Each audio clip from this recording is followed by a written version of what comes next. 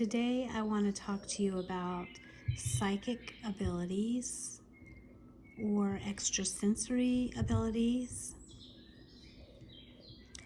I am sensitive, and what that means basically is that I feel things on a more intense level than the average person.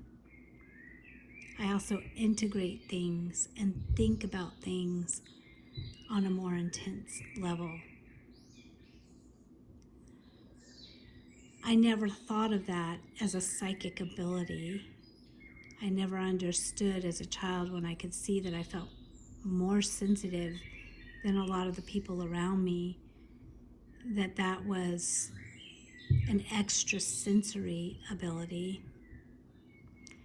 It hasn't been until late in life that I even came to understand that being a sensitive is actually something that can be tracked in your brain waves, and that it's a real physical extrasensory phenomena. But here's what I wanted to share about what I've come to understand about being psychic and extrasensory. And this is what I have been shown by my own spiritual guides, my own insight. And by listening to hundreds upon hundreds of near-death experiences and finding common threads, I have been able to stitch together a complete belief system, so to speak, or a complete understanding within myself of who I am, of why I'm here, and of the other side. When I say complete, I don't mean that I know everything. I mean that I feel complete in myself now. I don't feel like I'm wandering about trying to find the answers, the existential answers to life. I feel like I've been awakened to a lot of that already. And the interesting thing is that when later I began listening to people who speak of being awakened, I noticed that a lot of things that they taught was aligned with what I had been shown. So what I have learned is that extrasensory is a misnomer. People consider the five senses: feel, taste, see, hear, touch, smell, as our normal senses, and anything beyond that, which some call clairs, where you hear things, see things, feel things, think things, that those five senses normally don't take in. Those are extrasensory. But what I was shown is that the five senses that we have in the physical body, those five main senses, those are our extrasensory abilities. Those are the things that we came into the body and needed in order to navigate and be fully embodied in this experience on planet Earth. Every soul is love and light at its core, at its origin, and has full capacity of all senses. So all those clairs are part of our soul experience. And this is why when people have out-of-body experiences, or they die for a certain amount of time and then come back to life, they talk about being able to see completely around them, being able to see all things. They talk about knowing everything. like how this knowing would come into them, or they talk about telepathy, how when they were with other souls, they didn't speak with the mouth, they spoke through the telepathy. They just knew each other's thoughts. There was a oneness about it. They talk about the pure love that they've never recall feeling here so intensely. They talk about colors that are non-existent here.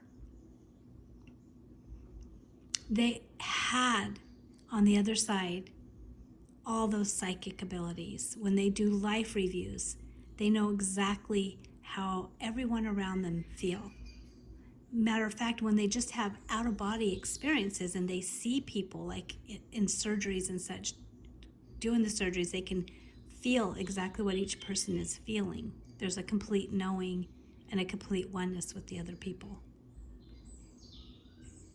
So, extrasensory abilities, everyone has deep in their soul. But in order to navigate this world, we needed extra senses. So when I say extrasensory abilities, I'm talking about the common conception of what they are. But in this life, our five senses are the extra senses that we were giving for the physical body to navigate the density of this 3D experience. And so when we came into the body as little children, everything popped because of the density of how we felt it. It wasn't the lightness of being in spirit. It was a physical 3D body that we came into. And so having this sense of smell, this sense of sight, this sense of hearing, this sense of taste, this sense of feeling, all those in this intensity, and this level of intensity in the body was completely magical. And the littlest things were magical. And this is why you see children bend down and watch the bug for the longest time and want to pick it up and want to examine it and pick up a rock and notice everything about it, or a stick, or climb a tree, or every little thing they're exclaiming over as they run about, because their senses in the physical are new and they're dense. They're very concentrated and slowed down. So on the other side, a lot of people have said that they can think of somewhere and be there instantly, right? We can't think of a place and be there instantly. We're learning more of having things instantly through AI. But before AI, everything was super slow. So when you're here in this 3D reality, all those senses that you have been given are a gift. Some people came here and either didn't have some of those five senses or were deprived of them later in their experience. And maybe they came here to experience what it would be like to go through this reality without sight, to appreciate sight more deeper, or without hearing, or without the capacity of intelligence with the brain to be able to put one and one together and make it equal two.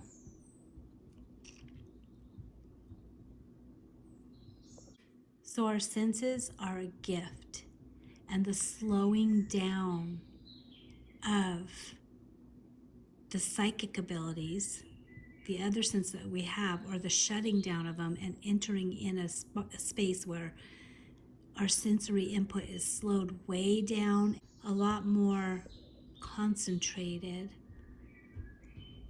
there's a lot that we learn from that, and there's a lot that we learn to appreciate in that. Slowing down to see a flame flickering in a candlelight, or a bird and the way the light hits its wings when it's in flight, and the colors that illuminate off of it,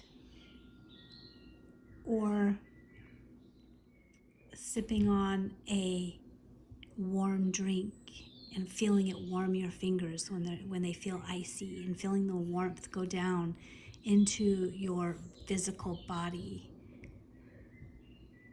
There's so many sensory things that we have to enjoy here. We're not here for the rat race. We're here to experience density and contrast, because in both of those we grow and expand and learn to appreciate the life, the love, the light, all the things that we have without contrast on the other side. Here we grow a love and an experience that when you get to the other side makes your soul shine all the brighter, and the love be all the more intense and beautiful, and the joy be boundless, because when it experienced contrast and density, it learned to slow down. It learned to understand what it would be like to be without light, without love, without sight, with a limited amount of these things. It's learning that in the slowness of life.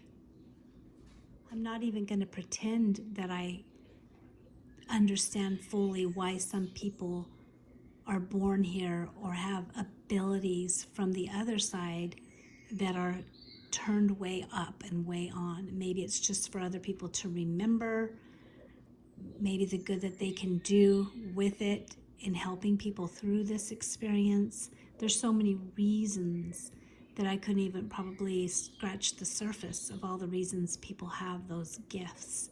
And they are a gift. But the biggest gift, I believe, is the gift to be able to slow down and be present and occupy where you are right now.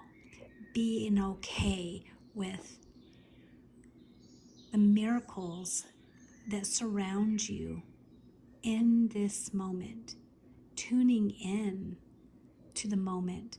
And if it's a rough moment, what is this teaching me? How am I learning contrast? Where are the blessings pouring in? Where's the grace? How am I being upheld? There's so many things that you can tune into when things are rough. How does this emotion feel?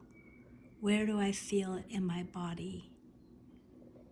Have I had this emotion before? Did I learn this as a child?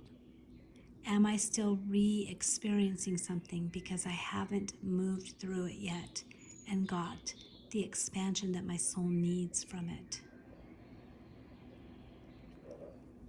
So that's what I wanted to share about extrasensory and psychic ability. The phenomena is fascinating, and I'm fascinated by it. But I think as I've gotten older, what fascinates me more than anything is everything that is right in front of me, in back of me, and at the sides of me, above me, and below me, immediate to me, that is a complete miracle in and of itself.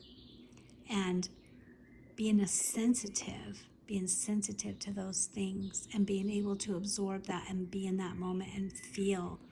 To me, that is extrasensory.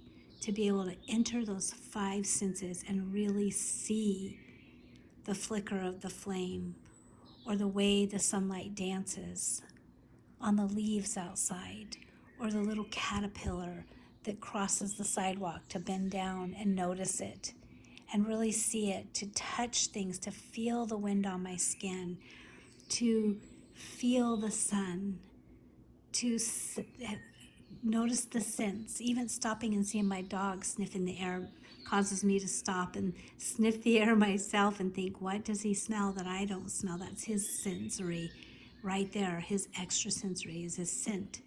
What is he smelling?